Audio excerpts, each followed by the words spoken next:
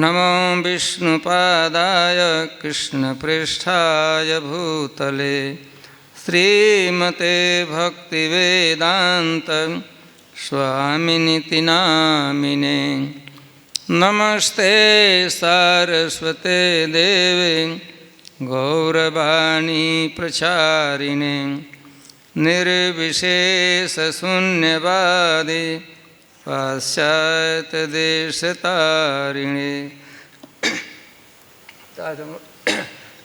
श्लोक संख्या प्रथम अध्याय का श्लोक संख्या 26 पढ़ेंगे।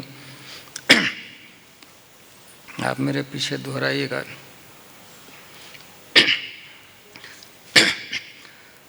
तत्रापश्य स्थितान् पार्थः पितॄनथ पितामहान् आचार्यान् मातुलान् भ्रातॄन्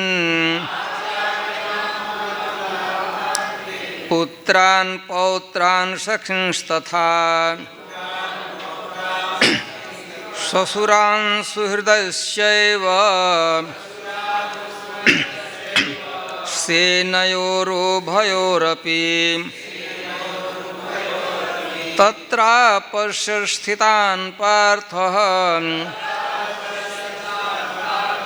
पितॄनथ पितामहान्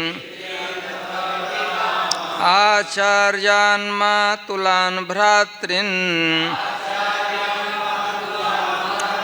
पुत्रान् पौत्रान् सखींस्तथा श्वशुरान् सुहृदश्चैव सेनयोरुभयोरपि तत्रापश्य स्थितान् पार्थः पितॄनथ पितामहान् आचार्यान् मातुलान् भ्रातॄन् पुत्रान् पौत्रान् सखींस्तथा श्वशुरान् सुहृदश्चैव सेनयोरुभयोरपि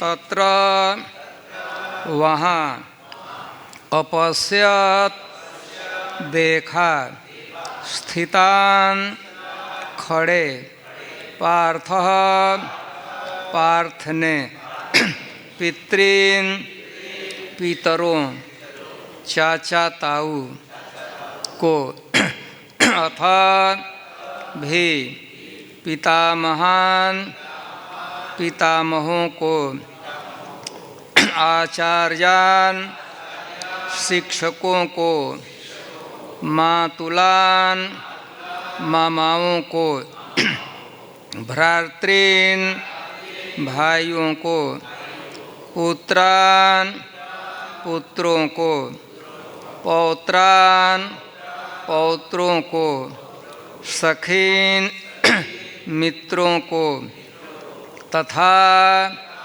और श्वशुरान श्वशुरों को सुहृदः शुभचिंतकों को च भी एव निश्चय ही सेनयोः सेनाओं के उभयोः दोनों पक्षों की अपि सहित।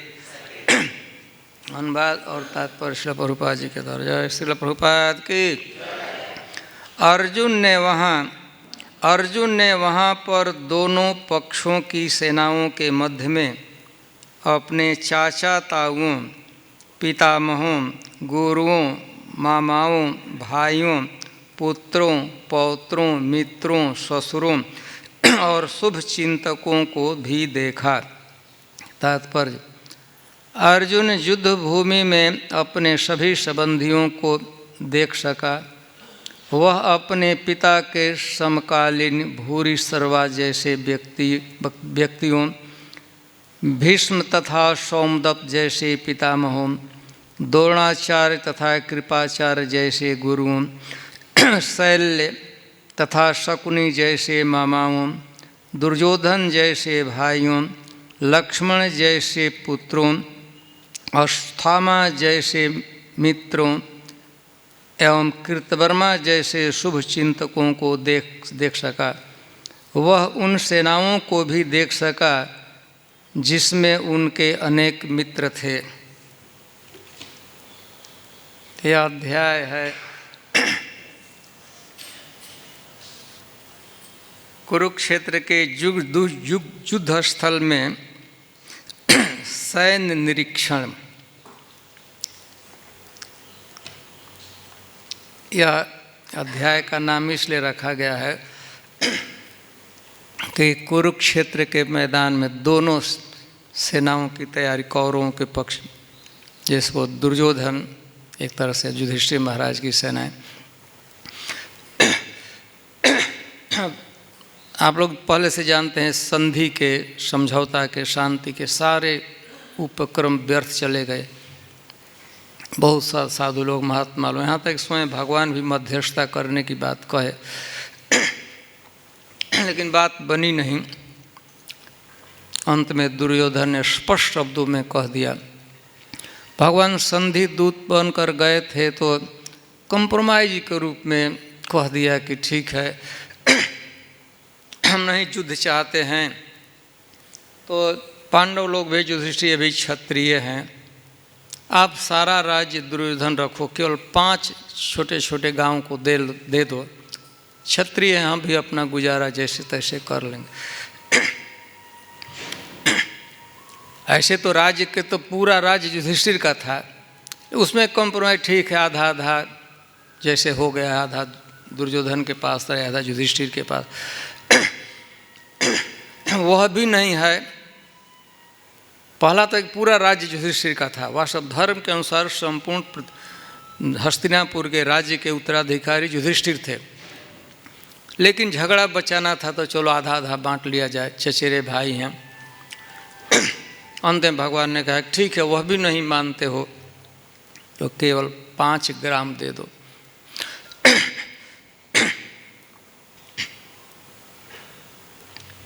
उसने क्या कहा, कृष्ण आप 5 गांव की बात कहते हैं कि सुई के नोक से, ऐसे सुई नहीं रखना है, सुई को वर्टिकल ऐसे करके जो नोक से जितनी भूमि टच की जाएगी उतना भी नहीं दूंगा। कितना ऐसे सुई नीडल देखते हैं ना, ऐसे नहीं सुलाएंगे तो ज़्यादा घेर लेगा जगह, ऐसे ऊपर से वर्टिकल उतना भी जमीन नहीं। और बड़े वीर बनते हैं युधिष्ठिर और अर्जुन गांडीव भांते, तो भीख क्या मांगना है, क्षत्रिय हैं, युद्ध करें।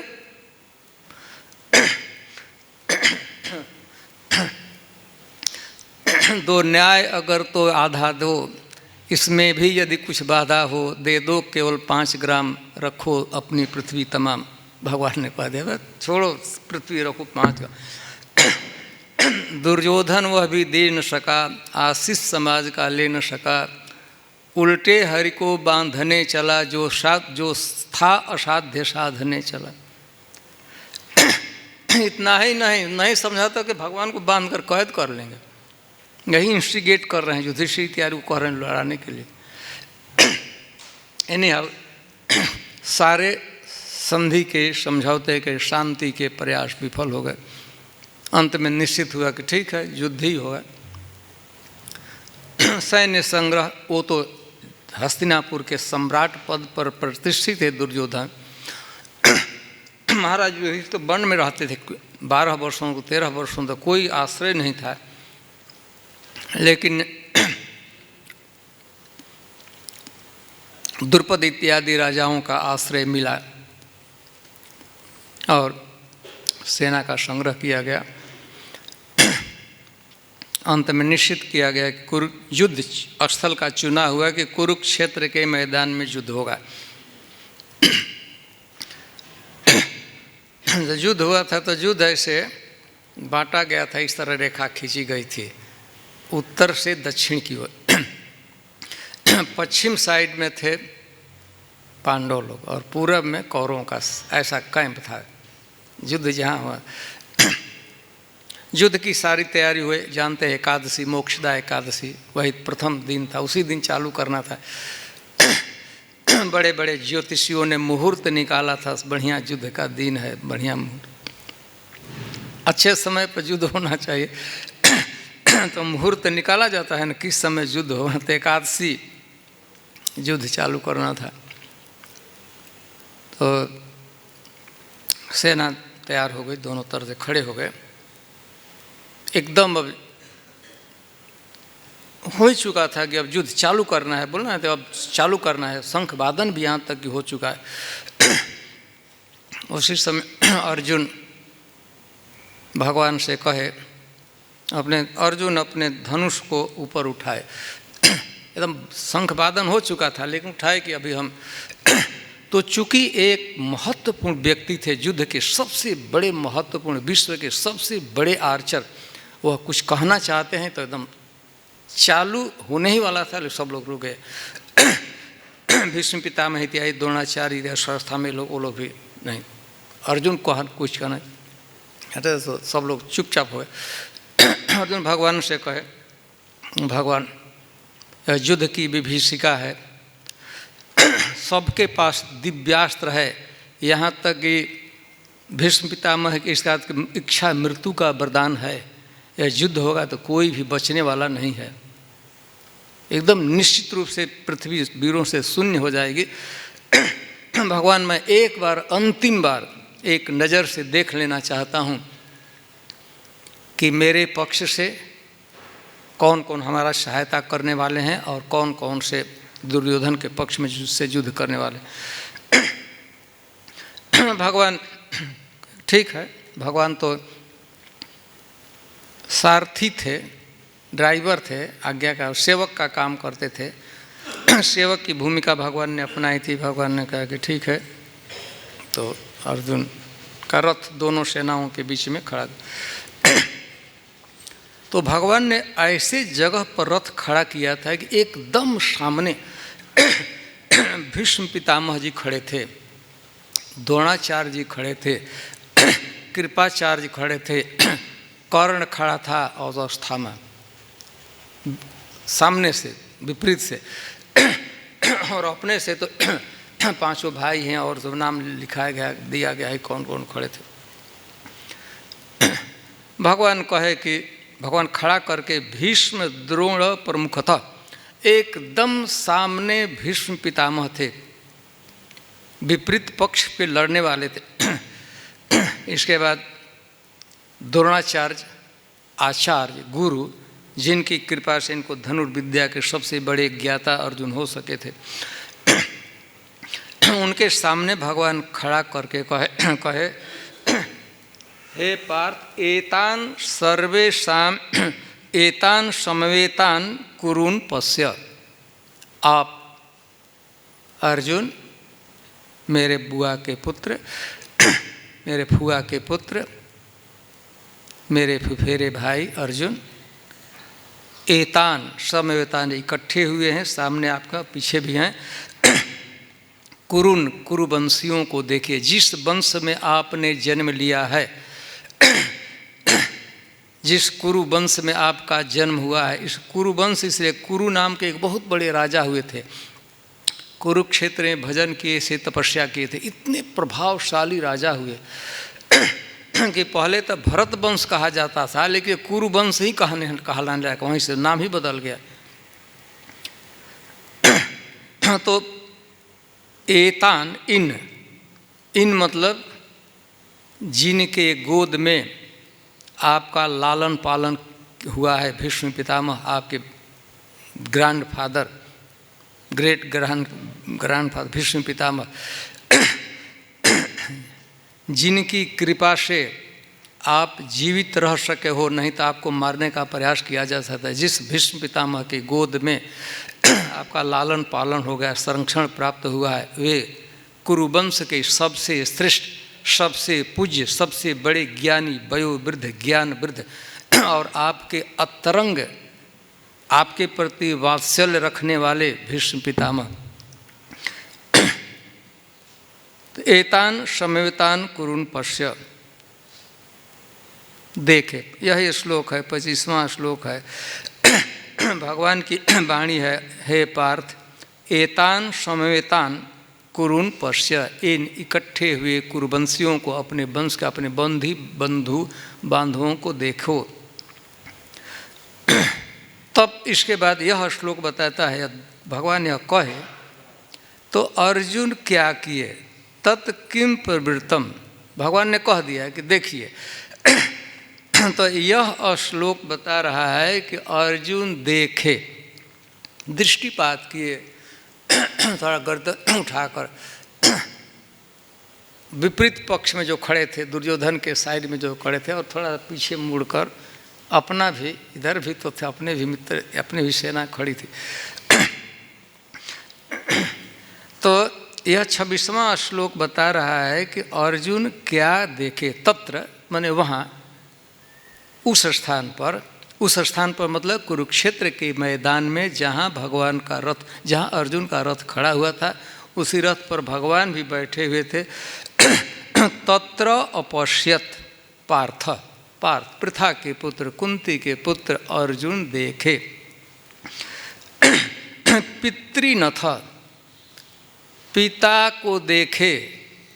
पिता मतलब पिता तुल्य, पिताजी के जो भाई लगते हैं उसको वो पिता, चाहे ताऊ, प्रभुपाद ट्रांसलेशन पिता और ताऊ का है। चाचा और पिता से जो बड़े होते हैं उनको ताऊ कहते हैं, और पिता से बड़े छोटे जो भाई होते हैं उनको चाचा कहते हैं। वो पिता ही तुल्य है, पितृव्य कहा जाता है, पिता तुल्य। तो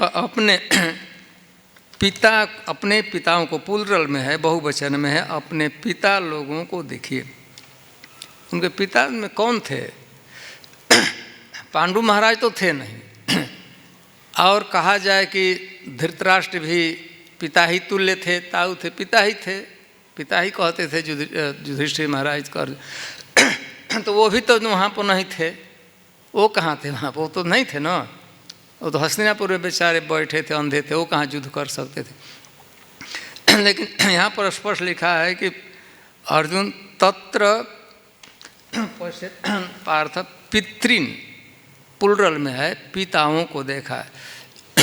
पिता तुल्य अनेक लोग थे, विदुर ये पिता ही लगते थे, अथवा वहाँ उसमें एक भूरी सर्वा,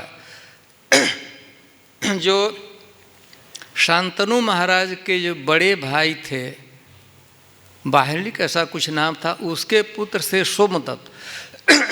सोमदत्त के पुत्र थे भूरी सर्वा, उसका नाम आया हुआ है, आप अभी पढ़ते हैं।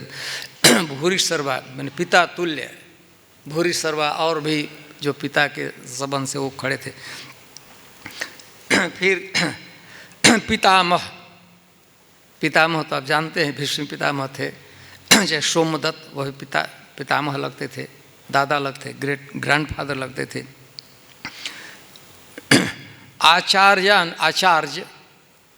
द्रोणाचार्य, जिनकी कृपा से अर्जुन विश्व के सबसे बड़े धनुर्वेद के ज्ञाता आर्चर बन सके थे, आचार्य को देखा। कृपाचार्य और द्रोणाचार्य को भी देखा।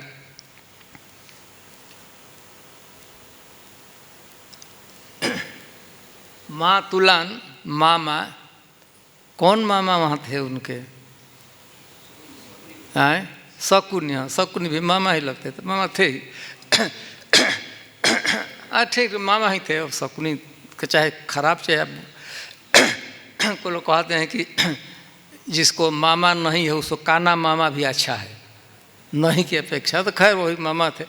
लेकिन एकदम वास्तविक इनके मामा थे, माद्री के भाई थे, क्या नाम था? शल्य।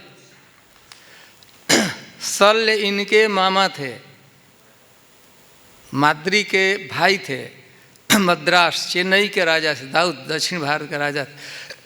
वो लड़ रहे थे उधर से, युद्ध उन्होंने किया। सगे नकुल और सहदेव के सगे मामा थे, लेकिन युद्ध में खड़े थे उधर से युद्ध किए। छल से दुर्योधन ने उनको अपने पक्ष में कर लिया था। जब महाराज शल्य अपनी सेना के साथ युधिष्ठिर महाराज की के सहायता के लिए आ रहे थे, तो रास्ते में खूब बढ़िया दुर्योधन ने व्यवस्था किया है, कैंप लगाया, उन लोगों को रहने की खाने की व्यवस्था सरकार बढ़िया कर देगा। और वो स्वीकार भी किए, खाते रहे, बने सेना के लोग रहते थे, टन में रुकते थे, बढ़िया से सेवक भी रखे गए थे। तो यही अनुमान अजम्पशन उनका था कि भाई हमारे लिए दुर्योधन क्यों करेगा, युधिष्ठिर किए होंगे।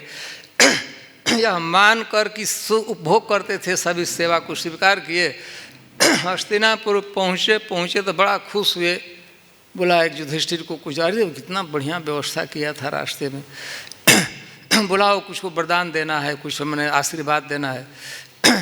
तो बुलाया गया व्यवस्थापक को, तो दुर्योधन आ गया, कहा कि मामा जी ये व्यवस्था मेरी थी, जो भी रिसेप्शन की बातें हुई, खाने पीने की, रहने सोने की, सेवा सत्कार मेरे द्वारा हुआ था, और आपने इसे स्वीकार किया है, तो अब इसका उपकार आपको मानना चाहिए। और उस समय की ऐसी नीति थी, नैतिकता थी कि जिसने किया कुछ काम किया है तो उपकार करना ही, मानना ही है। तो लड़ना पड़ा। चले थे चेन्नई से सहायता करने युधिष्ठिर महाराज। तो ये मामा थे, इसमें लिखा है कि मातुलान माने मामा लोग खड़े थे। मामा कौन थे? ये थे शल्य जी थे, और शकुनी भी, जो कुछ है मामा तो था ही।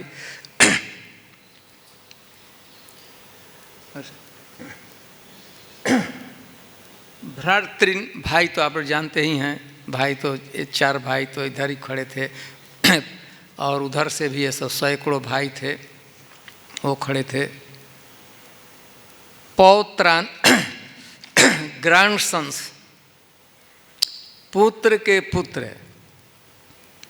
कौन था पुत्र के पुत्र? कौन थे? अर्जुन के पुत्र को जानते हैं ना? अर्जुन के कई एक पुत्र थे, एक सबसे प्रसिद्ध पुत्र अभिमन्यु था। तो बेचारे अभिमन्यु को तो कोई लड़का था ही नहीं था, अभी तो उत्तरा गर्भ में ही थी, बच्चा परीक्षित अभी गर्भ में ही थे, तब तो वो कहाँ युद्ध में खड़े थे कि अर्जुन देखे हैं उनको। तो एक पौत्र का नाम बर्बरिक, नाम सुने हैं? वो किसका पुत्र था? भीम के पुत्र था घटोत्कच, और घटोत्कच का पुत्र वह था। तो यहाँ पर बात आई है पौत्रान, सखिन, सखा, मित्र। कृतवर्मा यदुवंश में जन्म हुआ था, मथुरा में जन्म हुआ था। भगवान के साथ ही एकदम पारिवारिक संबंध था, एकदम मित्रता थी, एक साथ रहते थे। लेकिन वो भी कृतवर्मा युद्ध किए दुर्योधन के तरफ से, कौरवों की तरफ से। आप लोग जानते हो, कथा से परिचित होंगे, जब युद्ध की निश्चित हो गया कि युद्ध होना है, तो अर्जुन और दुर्योधन दोनों द्वारका में पहुँचे भगवान से सहायता के लिए। दोनों ही गए कि भगवान, दुर्योधन भी गया कि भगवान हम युद्ध हो रहा है तो हमारी सहायता कीजिए, अर्जुन भी गए। पूरी कथा तो आप लोग जानते हैं। अब कोई याचना कर दिया तो वैसी उसको ठुकराया नहीं जा सकता था। कोई कुछ मांग दिया तो बड़े लोग नहीं करते हैं। बहुत खराब, क्षत्रियों के लिए तो मरण तुल होता है, कोई मांग दे और उसको ना ही कहना पड़े। मृत्यु से भी वह दर्दनाक स्थिति होती है। रहीमन वे नर मर चुके जे कहूँ मांगन जाहे, उनते पहले वे मरे जिनमुख निकसत नाहे। एक कवि ने, हिंदी के कवि ने कहा है कि कोई मांगने किसी के दरवाज़ा पर हाथ पसारने जा रहा है, मतलब कि वो एज गुड एज डेड, वो मर चुका है। जीवित भले सांस चल रहा है, घूम फिर रहा है, लेकिन मरा हुआ। रहीमन वे नर मर चुके जे कहूँ मांगन जाए। और फिर दूसरा लाइन, उनसे पहले वे मरे जिनमुख निकसत ना। बेचारा किस विवश स्थिति में उसने याचना किया और सामने वाला व्यक्ति नहीं कह दिया तो समझ लें कि वह उससे भी पहले वो मरा हुआ। तो भगवान के पास याचना के लिए चाहे दुर्योधन है चाहे कोई आए तो देना तो है ही। भगवान ने कहा ठीक है, दोनों आए हैं। बहुत लंबी कथा है, आप लोग जानते हैं विशेष।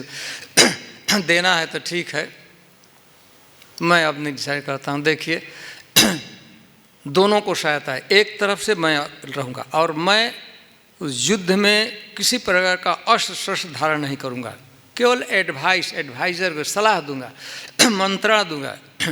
एक तरफ मैं रहूँगा और एक तरफ यदुवंशियों की हमारी नारायणी जो सेना है, एक क्षौणी सेना, दोनों में से आप चयन कर लीजिए। दुर्योधन कहा कि भगवान ठीक है, बहुत अच्छी बात है, लेकिन चयन करने का अधिकार मुझे होना चाहिए क्योंकि मैं पहले आया हूँ और पहले गया था। हालांकि भगवान बाद में उसको देखे थे लेकिन पहले वही गया था। तो मैं चूँकि पहले आया हूँ तो इन दोनों में चयन करने का अधिकार मुझे होना चाहिए। भगवान ने कहा कि ना, अर्जुन पहले आए हुए हैं और पहले छोटे हैं, उम्र में छोटे हैं, दुर्योधन से छोटे उम्र में थे। तो छोटे से इसके तो होता तो धक धक जी कर रहा था। वो तो सोचता था कि अब उसके मन में सोच रहा था कि भाई युद्ध होने वाला है और कृष्ण को लेकर जो युद्ध भी नहीं करेंगे तो इससे क्या उपयोगिता है। नारायण सेना लेने की इच्छा, लेकिन चयन करने का अधिकार, प्रथम अधिकार दे देगा अर्जुन को। तो उसका धक धक जी कर रहा था। तब तो अर्जुन से कहा गया तो कहा कि भगवान मेरे आप रहिए। तो वो खूब खुश हुआ। दुर्योधन खूब खुश है, अच्छा लगा उसको, तो सेना मिली गई। तो जो सेना एक अक्षौणी मैंने सेना थी यदुवंशियों की, उसके सेना नायक कृतवर्मा थे, भगवान के एकदम मित्र, एकदम सुहृद, मथुरा के ही थे, मथुरा से पारिवारिक व्यक्ति थे, एकदम मित्र से मित्र थे। तो यहाँ पर सुहृद मित्र, सुहृद देखा कि सूर्य, अर्जुन देख रहे हैं कि सूर्य अपने कितने प्रिय कृतवर्मा से कितनी भारी मित्रता थी अर्जुन की, कितना आत्मीयता। अरे भगवान के भाई हैं तो अपने ही भाई जैसा थे। तो सब मामा के लड़के हैं, सब होता है। सखी तथा ससुरान, अपने ससुर को देखे। ससुर कौन थे? अर्जुन के ससुर भी उसमें युद्ध में थे, द्रौपदी के पिता द्रुपद महाराज। द्रुपद महाराज ससुर को देखे। और सुन, सेनयोरु भयोरपि, दोनों से, दोनों तरफ से जो संबंध जितने गिनाए गए तो उधर भी खड़े हैं, अपने तरफ भी खड़े हैं। और युद्ध का यह निश्चित परिणाम था कि इसमें निश्चित है कि कोई बचने वाला नहीं है। दोनों पक्षों में किसी के पास दिव्यास्त्र, दिव्यास्त्र मतलब सेलेशियल विपन था, ब्रह्मांड जैसा उसे प्रयोग करने में। कोई भी युद्ध होता है, खास करके इस तरह के, कोई भी जीतता नहीं है, दोनों पक्ष हारते हैं, लेकिन जो ज़्यादा हारता है उसको कह दिया गया कि वह जीत गया और वो हार गया, और जो कम हारता है उसको कह दिया कि वो जीत गया। इस महाभारत के युद्ध में कुल लड़ने वालों में केवल 18 लोग बचे थे, केवल। जो वहाँ पे युद्ध में शामिल हुए थे, युद्ध जो कर रहे थे, जिनको युद्ध करना, केवल दोनों पक्षों को मिलकर 18 लोग ही बचे थे। कुरुक्षेत्र में युद्ध करने आए थे तो लौटे थे केवल 18 लोग। 3 थे दुर्योधन के तरफ से, दुर्योधन के तरफ से कृतवर्मा ये बच गया था, महाराज ने अंत बच भी गया। कृतवर्मा लोग एक तरह से भगवान के ही तरफ का था, लेकिन खैर युद्ध उधर से करा था कृतवर्मा। कृपाचार्य बचे थे और अष्टामा, बस 3 लोग खत्म हो गए। इधर 18 लोगों थे, तो एक तो भगवान थे और 5, तो 6 तो ये हो गए। युयुत्सु धृतराष्ट्र महाराज का पुत्र था, लड़ा था भगवान के तरफ से। जुजुत्सु ये गंधारी का पुत्र नहीं था, उनकी एक और पत्नी थी, दासी पत्नी थी महाराज धृतराष्ट्र की, उससे वह उत्पन्न हुआ था, तो उसका नाम था जुजुत्सु। भाई ही था, चाहे दुर्योधन का क्या कहे सौतेला भाई, अर्जुन का तो जुजुत्सु बचा था। जब युद्ध के समय अंतिम जब सब तैयारी हो गई थी, तो भीष्म पितामह ने सभी सैनिकों को एड्रेस किया और कहा कि अब तक तो हम लोग तैयारी कर रहे हैं, स्वतंत्रता है, आप अब अपने निर्णय ले लीजिए किसको किस पक्ष में जाना है। तो जुजुत्सु जो महाराज धृतराष्ट्र का पुत्र था, उसने कहा कि मैं इधर मैं युधिष्ठिर महाराज की तरफ से लड़ूंगा। तो अपने खुद और अपने जो कुछ उसके बाद छोटा मोटा जो ट्रिप था लेकर युधिष्ठिर महाराज के पास आ गया था। तो वह बचा था, सात्विकी बचे थे, जो यदुवंशी ही थे। सात्विकी आप लोग जानते हैं वो। तो 18 लोग बचे थे। आप समझिए कि अब क्या युद्ध, युधिष्ठिर महाराज के जितने पुत्र थे, द्रौपदी के 5 पुत्र थे, मारे गए। अभिमन्यु जो अर्जुन का पुत्र था मारा गया। भीम का पुत्र घटोत्कच मारा गया, और 5 भाइयों से 5 द्रौपदी के पैर, तो सभी मारे गए। तो वो कहे कि से नरु अर्जुन देखे, ये भगवान ने यह बात कही थी अर्जुन से, तुम अपने ही वंश के आत्मीय स्वजनों को देखो जो युद्ध के लिए खड़े हैं। तो अर्जुन के हृदय में जो छुपा हुआ कुटुंब परिवार का जो प्रेम होता है, वह भगवान यह कह दे कि कुरुन अपने वंश के लोगों को, तुम्हारे वंश में जिस वंश में तुम जन्म ले रहे हो, ये उसी वंश के लोगों को, और तुम आत्मीय जो सुहृद हैं, मित्र और संबंध मित्रों को देख लो अपने।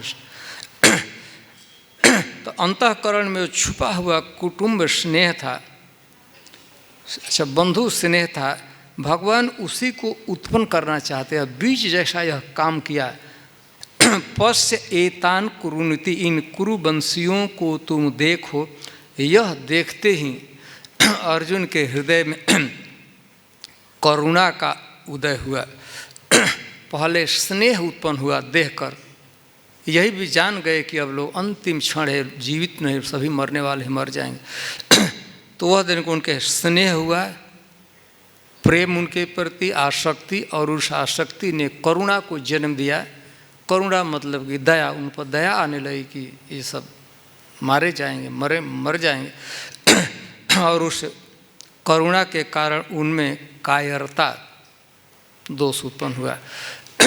तो यही जो 25वां का श्लोक में भगवान जो कह दिए यह शब्द, हे पार्थ एतान समवेतान कुरुन पश्य, हे अर्जुन, हे मेरे बुआ के पुत्र, कुंती के पुत्र अर्जुन, इन अपने कुरुवंशियों को, अपने सगे संबंधियों को देखो जो युद्ध में खड़े हैं। इतना सुनने के बाद वो दृष्टिपात किए हैं, और दृष्टिपात करने के बाद थोड़ा सा कमेंट है। इसके बाद अर्जुन एकदम से उनका कांपने लगा, शरीर पसीना आने लगा हृदय से, स्नेह के कारण। लेकिन अब स्थिति, भावी स्थिति जान गए कि क्या इसका परिणाम होगा, इस युद्ध का क्या परिणाम होने वाला है। चाहे हम हमारे पक्ष में, वो जानते थे कि भीष्म पितामह को इच्छा मृत्यु का वरदान है, कैसे हम उसको जीत पाएंगे। तो हमारे पक्ष के तो मरने ही वाले, और हमारे पास भी पाशुपस्त अस्त्र है, शिव जी ने हमको दिया, ये है, तो मैं भी तो किसी से कम नहीं हूँ। तो कोई रक्त से रंजित पट जाएगी पृथ्वी, कोई बचने वाला नहीं यह देखकर। तो यह एक बीज जैसा काम किया उसके अज्ञान का। तो भगवान चाहते थे कि गीता जैसे पुस्तक का एक ज्ञान का उपदेश हो, तो कुछ तो निमित्त बनना चाहिए। तो वो भगवान के पार्षद थे अर्जुन, नित्य सखा थे, उनमें अज्ञान कायरता और देखिए हो ही नहीं सकता था।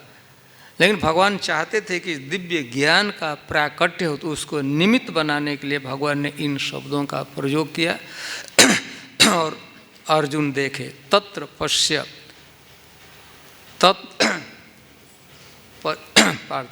पितृ न था पिता, संबंधी सभी संबंधी हैं। भीष्म पितामह को याद आई, यदि भीष्म पितामह सहायता नहीं किए होते तो दुर्योधन इत्यादि धृतराष्ट्र का प्लान था कि पांचों भाइयों को मार दिया जाए, कैसे ही कैसे। सारे राज परिवार पूरा अगेंस्ट था, छोटे छोटे बच्चे हैं, पूरा रॉयल पावर था कि इन लोगों को नष्ट करना है। केवल 2 लोग सहायक बन सके, भीष्म पितामह और विदुर जी। वे लोग यदि नहीं इन लोगों को बचाए होते थे, मरने वाले थे, और इस बात को अर्जुन बढ़िया से जानते थे। और वही आज ऐसी विकट स्थिति है कि उनसे युद्ध पड़ा। अर्जुन कहे हैं, भगवान कहें लड़ने के लिए, मैं भगवान कैसे आप कहते हैं जिनकी छत्र छाया में मैं पला हूँ, जिनके गोद का आश्रय लेकर मैं जीवित रहा हूँ, जिनको हमको उनके चरणों में फूल अर्पित करके पूजा करना चाहिए, प्रणाम करना चाहिए, मैं उसको बाणों से उनके छाती पर प्रहार करूँगा, यह कैसे हो सकता है। जिन द्रोणाचार्य जी हमारे आचार्य हैं, गुरु हैं, इन्होंने हमको शिक्षा दी है, आप कैसे कहते हैं कि मैं द्रोणाचार्य पर हाथ उठाऊंगा, बाण चलाऊंगा। तो भगवान यहाँ यही कहना चाहते थे। भीष्म द्रोण प्रमुखतः 25वें श्लोक में भीष्म और द्रोणाचार्य परिवार के सबसे बड़े पूज्य, भगवान के अन्यतम भक्त, 12 महाभागवतों में एक हैं। वही नहीं, अपने ही ग्रैंड फादर हैं, और कई न्यूट्रल ग्रैंड फादर नहीं, जिनके गोद का सहारा लेकर ही हमारी सांस चल रही, नहीं तो मारे गए होते। तो उन लोग, अब उनको मारना है, युद्ध मतलब मारना ही होगा। वो देखने के एकदम अर्जुन विकल हो गए। और विकल अवस्था में परवर्ती के जो श्लोक हैं वो कहे हैं, क्या कहते हैं, करुणा के बस में उनकी क्या, उन पहले बताए कि हमारी क्या स्थिति, शारीरिक और मानसिक हमारी क्या स्थिति हो गई। भ्रमति व चमे मन, मानसिक स्थिति एकदम चक्कर हो रहा है, कुछ सब सूझ ही नहीं रहा है। और शरीर ऐसा है कि पसीना निकल रहा है, कांप रहा है, मैं खड़ा नहीं रह सकता हूँ, खड़ा नहीं रह सके। अब देखिए उस कमज़ोर युद्ध करने जा रहे, इसमें खड़ा होने की भी शक्ति नहीं है, वो युद्ध क्या करेगा। तो अर्जुन की शारीरिक अवस्था इतनी कमज़ोर हो गई कि खड़ा भी नहीं रह सकते थे और बैठ गए थे। उपदेश आप देखे हैं, देख रहे हैं ना, भगवान खड़े हैं, वो बैठे हैं। पेंटिंग देखे हैं ना, अर्जुन ऐसे वैसे खड़ा नहीं हो सकते थे। तो यह तो शारीरिक अवस्था, अब उसको अब कैसे आशा करते थे वो युद्ध चल करेगा, जो खड़ा ही नहीं हो सकता, एक पैर चल ही नहीं सकता है, वो युद्ध क्या करेगा। और मानसिक भ्रमति व चमे मन, कुछ समझ में नहीं आता है कि क्या करना चाहिए क्या नहीं करना। चक्कर कभी होता है ना, चक्कर खाने लगते हैं, मिर्गी जैसा हो जाता है, पता ही भी नहीं लगता है। तो मानसिक स्थिति और क्या स्थिति, आगे उस स्थिति का ही वर्णन किया गया। आज ही इस श्लोक में यह बात कही गई है कि अर्जुन देखना, दृष्टिपात करना चाहिए, तो क्या क्या देखे और क्या क्या देखे से मतलब कि किसको किसको देखे। पितृन, पिता को देखे, प्लुरल में सब है, फादर्स। पितामह को देखे, ग्रैंडफादर को देखे, आचार्यों को देखे, मामा लोगों को देखे, भाई लोगों को देखे, पुत्रों को देखे, पौत्रों को देखे, ग्रैंडसन को देखे, मित्रों को देखे, अपने सुहृदों को देखे, और ससुर की बात आई है तो ससुर सच में थे। द्रुपद महाराज जब युद्ध होने वाला था, इनके पास तो कोई आर्थिक राज ही नहीं था, अपना रहने का ठिकाना नहीं था। तो ससुर ये थे द्रुपद, पंचाल के, पंजाब के राजा थे, समृद्ध राज्य था इनका। तो उन्हें सहायता किया। और फिर विराट महाराज विराट जिसके यहाँ 1 वर्ष तक लोग रहे थे, तो ये 2 लोगों थे एकदम।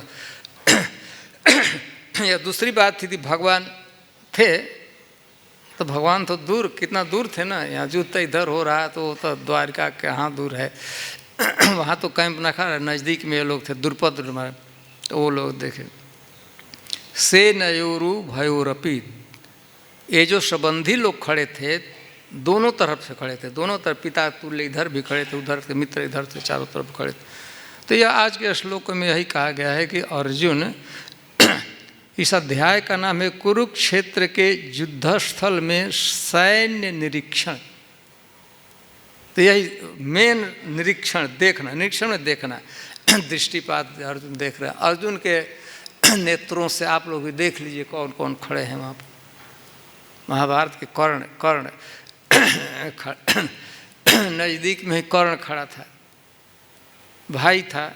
अब दूसरी बात है कि अर्जुन को पता नहीं था तो भाई ही। इसीलिए नहीं जानते हुए भी अज्ञात रूप से युधिष्ठिर महाराज का कभी कभी भाव भातृत्व के प्रति ऊंचा देखते थे, तो शत्रुता थी अर्जुन से, खूब विद्रोह था। लेकिन अनजाने में कभी कभी लगता था कि उसके प्रति भी स्नेह उत्पन्न हो जाता था,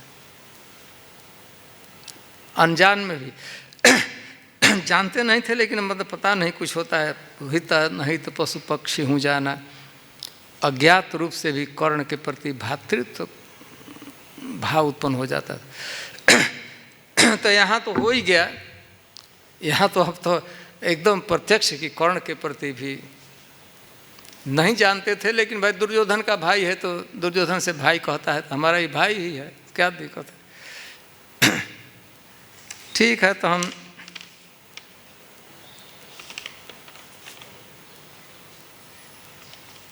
कोई प्रश्न है तो पूछिए, 2-4-5 मिनट समय है। जब तत्व ज्ञान की बातें आएगी तो अभी तो सैन्य निरीक्षण की ही बात है, व्यवहारिक बातें युद्ध की है।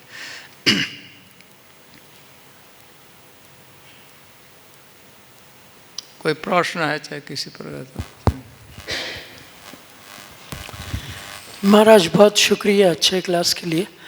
आपने बताया कि शैल्य को दुर्योधन ने रास्ते में उनका ये किया, उनकी देखभाल की, इसलिए उनको ऐसा लगा इस उपकार के लिए उन्होंने दल बदलना चाहिए उपकार जताने के लिए। लेकिन जब धर्म की बातें आती है तो धर्म पहला है ना उपकार से।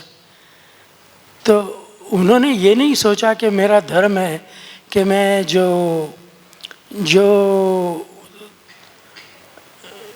मैं पांडवों की तरफ से ही लड़ूं, क्योंकि वो उनके सत्य उनके पास है, वो धार्मिक है और धर्म भी उनके पास है, तो मैं उनसे लड़ूं, ना कि मैं अपने उपकार के लिए दुर्योधन के। मैं यदि शल्य होता तो मैं सचमुच इधर से ही लड़ा होता। यदि मान लीजिए मैं शल्य होता और हमको निर्णय होता, हम तुम खिलाए पिलाए हम कुछ नहीं मानते। कि क्षत्रियों का छात्र धर्म अर्जुन कहते हैं ना, घोर कर्म है। आप उनकी बात तो थोड़ा सा शल्य तो शल्य, भीष्म पितामह तो 12 आचार्यों में से एक है ना, वो भी तो उधर से खड़े थे। जब भीष्म पितामह की मति चकरा सकती है तो शल्य बेचारे किस खेत के मूल्य हैं, कहाँ उनकी स्थिति बराबर। भीष्म पिता 12 आचार्यों में से हैं, लेकिन युद्ध करना हुआ तो कुछ धर्मस्य तत्वम गुहितम, धर्मस्य तत्वम निहितम गुहायाम, धर्म के तत्व को समझना बहुत कठिन है। उसमें क्षत्रिय उस समय की नैतिकता थी, मान्यता थी कि मैंने किसी के सेवा को स्वीकार कर लिया है भूल से ही। वो तो समझते थे कि युधिष्ठिर सेवा कर ले, भूल से उसकी सेवा को स्वीकार कर लिए हैं तो इतने कृतज्ञता का भावना होता था, कृतज्ञ माने जाएंगे। उसने व्यवस्था की, खाए क्यों, कहा भी ऐसे वो पछता रहे थे, एकदम रोने लगे कि ऐसे हमसे तो धर्म संकट में पहुंच गए। वो कभी बारे मामा अपने ही मैंने भांजे थे ना, नकुल और सभी थे, लेकिन नकुल और सहदेव एकदम बहन के लड़के हैं, अपने हैं, उनसे युद्ध करना है। और आपको एक विचित्र बात समझिए, शल्य अंतिम दिन यही सेना नायक बने थे और इनको युधिष्ठिर महाराज नहीं मारा था। एकदम सीधे युधिष्ठिर महाराज के हाथों से इनकी मौत हुई थी। दूसरा नकुल अथवा सहदेव में से किसी ने शकुनी को मारा था। तो ये क्या गहना कर्मणो गति, गीता में आया है ना, कैसे श्लोक है, धर्म कैसे श्लोक है, किम कर्म किम अकर्म कवयो अपि अत्र मोहिता। कभी विद्वान क्या कर्तव्य है, क्या धर्म है, क्या अधर्म है, कभी लोग विद्वान लोग भी में किम कर्म किम अकर्मेति कवयो अपि ह्य अत्र मोहिता। कभी लोग भी बिविल्डर हो जाते हैं। उस समय की ऐसी मान्यता थी कि जिसकी सेवा हमने स्वीकार कर ली है, वो नहीं चाहते थे। और दुर्योधन ने कहा कि आपने हमने खाना दिया है, पानी दिया है, शरबत पिलाया, क्यों स्वीकार किए जब उधर से लड़ना था तो। और इस अब्लाइज होकर सेवा स्वीकार कर, रिलेक्टेंटली, नहीं चाहते हुए भी, हालांकि इन्होंने एक शर्त भी रखा था, लोग बहुत हेल्पफुल हुआ युधिष्ठिर महाराज के लिए। उन्होंने कहा था कि ठीक है मैं युद्ध तो, लेकिन मैं कुछ भी कहूँगा हमको कोई तिरस्कार नहीं करेगा। और जब कर्ण के साथ अर्जुन का युद्ध हो रहा था तो उसके मनोबल को तोड़ने वाले ही शल्य ही थे। यदि शल्य नहीं होते उधर से उसके रथ और कर्ण कहा कि जब युद्ध का वो उसको अवसर दिया गया, जब बना सेना नायक बना, तो हमको एक सारथी कहेंगे, हमको अर्जुन से बड़ा, और अर्जुन के पास इतना कंप्यूटर, विश्व का सबसे बड़ा एक्सपर्ट सारथी है कृष्ण है, हमको भी एक्सपर्ट कोई सारथी होना चाहिए। तो शल्य बहुत बड़े वो रथ की विद्या के जानकार थे, तो उनको नियुक्त किया। उन्होंने शर्त रखा है कि लेकिन मैं कुछ भी करूँगा, हम पर कोई आपको क्रोध नहीं करना होगा। दुर्योधन थी, सबको बता, उसके मनोबल को तोड़ने वाला। वो यदि शल्य नहीं होते तो अर्जुन जीत नहीं पा सकते थे, एकदम बराबर का टक्कर था। वो कम नहीं था किसी हालत में, वो भी कुंती का ही पुत्र था, सूर्य का ही पुत्र था, इनके पास ज्ञान था तो उसके पास भी था सबको विद्या का। तो उधर से लड़ना हेल्पफुल हुआ, उसके मनोबल को तोड़ने के लिए उसे कहा था। जब भी कुछ साहस में उसे एक कथा उसने बताई थी, अपना प्रशंसा करने लग रहा था कर्ण तक। कहा कि कर्ण तुम क्या बात करते हो, एक कथा मैं तो सुनाता हूँ।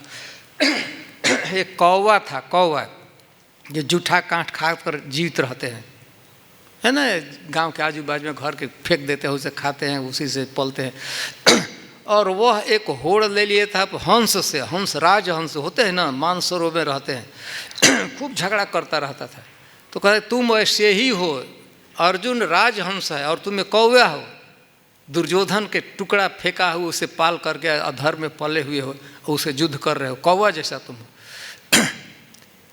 और कहा कि तुम्हारी क्या स्थिति है, कौवा जैसे युद्ध करे, तो वह भी कौवा था ना, राजहंस से प्रतिस्पर्धा लिया था कि मैं भी तो उड़ने का हुआ कि तो कौन ज़्यादा उड़ेगा, तब हंस कौवा भी साथ कहा था कि मैं ज़्यादा उड़ूंगा। तो कौवा उड़ रहा है पर हर राजहंस उड़ रहा है, तो हर राजहंस तो एक पंख मारता था तो कई एक मीटर आगे चला जाता था, और ये तो ऐसे ऐसे एक एक इंच आगे बढ़ रहा।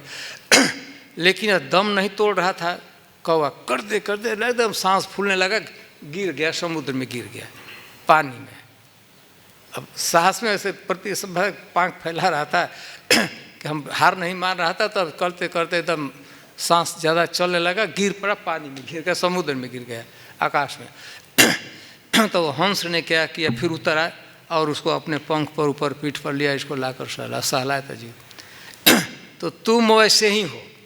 कौन से कहा कि वो अर्जुन क्या है, राजहंस जैसा, और तुम्हें कौवा ऐसे गांव के फेंक देते हैं, जूठ काट कठार खाकर पाले हुए हो। दुर्योधन ने कुछ फेंक दिया है, अब धर्म नहीं दिया, कुछ खाने को देता है, वो अब्लाइज होकर युद्ध कर रहे हो। तो उसका मनोबल टूट जाता था, और यही कारण हुआ। तो वो लड़े, यदि आपात दृष्टिकोण से सुपरफिशियली अपीयर्स दैट वो गलत, लेकिन वो बहुत हेल्पफुल हुआ कि उधर से लड़े। और मरना तो सबको था ही, वो तो जीवित तो कोई रहने वाला नहीं था, चाहे इधर से लड़ते चाहे उधर से, मरना तो था ही। तो इसीलिए भगवान की व्यवस्था थी कि शल्य दोषारोपण नहीं, खराब नहीं मानना चाहिए, बेचारे विकट स्थिति, क्षत्रिय है, करना पड़ा। लेकिन भगवान की सहायता, अर्जुन की सहायता, युधिष्ठिर महाराज की सहायता, मरते दम तक उन्होंने अवश्य किया। ठीक है, तो यहीं समाप्त करते हैं। श्रील प्रभुपाद की